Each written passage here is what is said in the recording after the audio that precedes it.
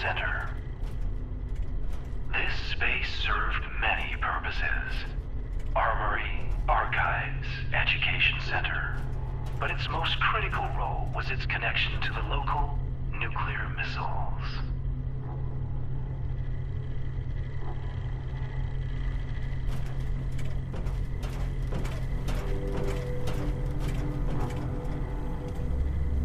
A short training regimen was added to help new generals familiarize themselves with the nukes, their capabilities, and their dangers.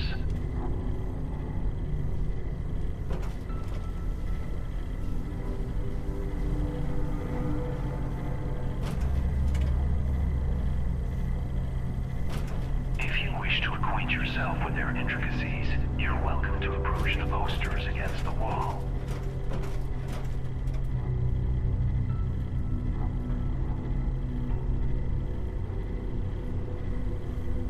If you'd rather jump right in, you may speak to any of our command terminals to move on to the next step in your personal nuclear arms race. Greetings, General. Welcome to your nuclear launch training session. Over the course of the next 4 posters, you'll be taught everything you need to know about utilizing the Appalachian Automated Launch System. During your briefing, you should have been issued a nuclear key card. During an actual launch, you will need to insert the card into the designated slot before entering your launch code, at which point the key card will be consumed. Additional card drops will be brought in by automated convoy should the DEFCON rating continue to worsen. You may speak to your logistics officer as to the location of the pickup for your additional cards, should the circumstances arise. And oh, have they arisen. This DEFCON rating the General speaks of has been pegged at its maximum for some time now, due to the hazardousness unleashed by our earlier guests. The silver lining of this is that one can often find a keycard convoy en route somewhere in Appalachia. We're happy to use our restored surveillance tools to help you track them. Access any of the surveillance system terminals to initiate your hunt.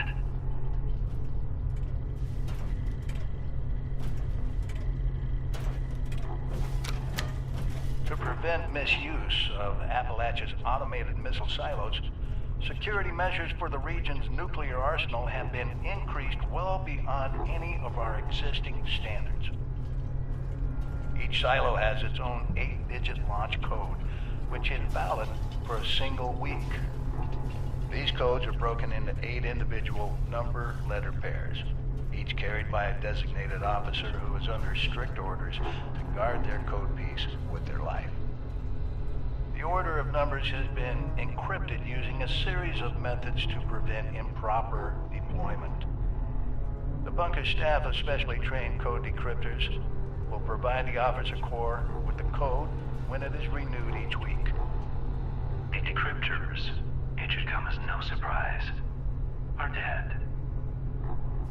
It will be up to you and your fellow members to decrypt each silo's launch code before they are regenerated.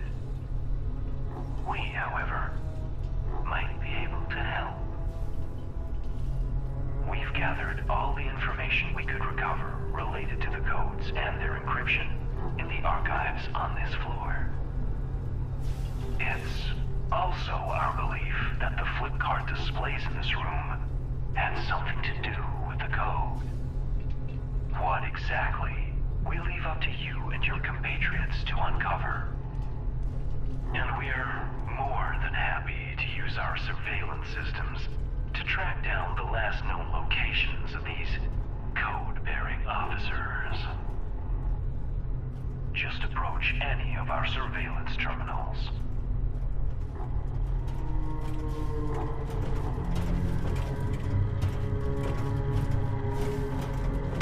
The missile silos of Appalachia are equipped with an advanced robotic construction system, allowing them to rapidly refill their arsenals in a matter of hours. The silos themselves are defended by a robotic task force, It's staffed with a contingent of special clearance human missileers. Security protocols require all silo entrants, regardless of rank, be escorted by a missileer at all times. Entering a silo without escort will be treated as a hostile act. We're unable to peer inside the silos themselves, but we are confident in saying we doubt any such escort still lives. You will be on your own once you're through the door.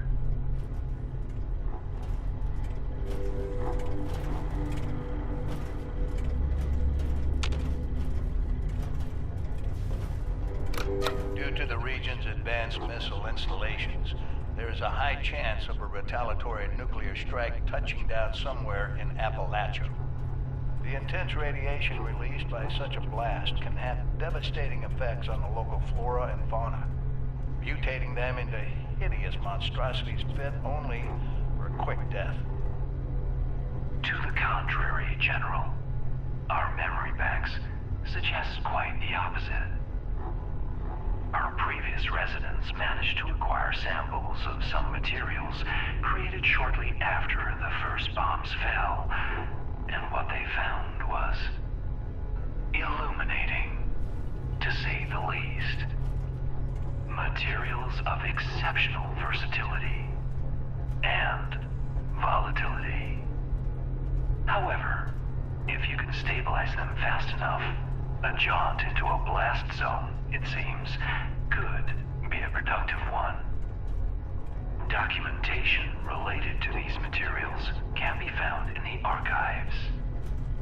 As well, the fissures that have cropped up around the region seem promising as possible sources of materials, along with some added pest control.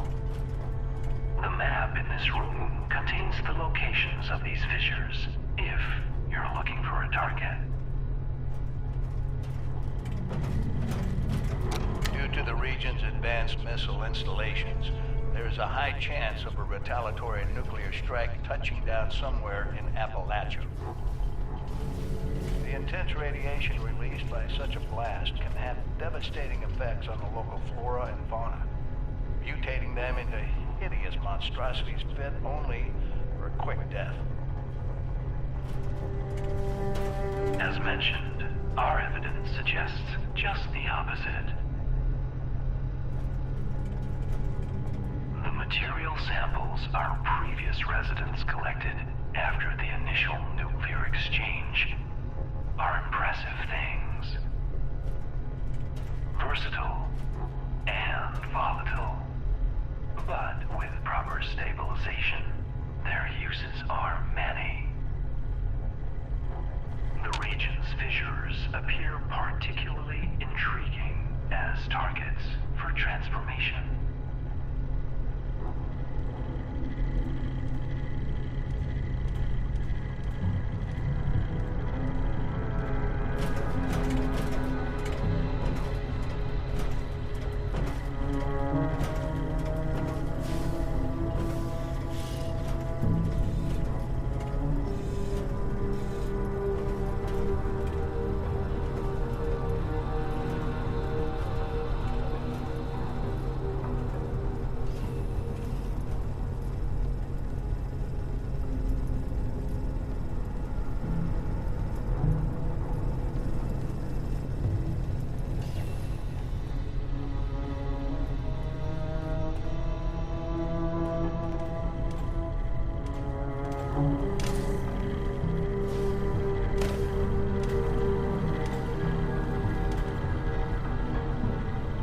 Now,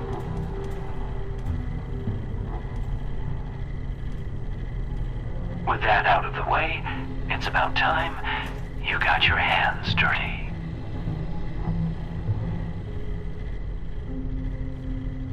There are a few key paths you should explore. Acquiring a nuclear keycard, hunting down a few code officers, and delving into the nature of the launch code's encryption in our archives.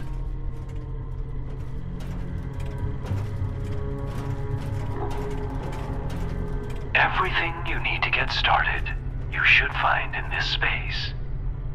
How to proceed, though, we leave up to you. But please, feel free to ask our terminals if you have any questions. Good hunting, General.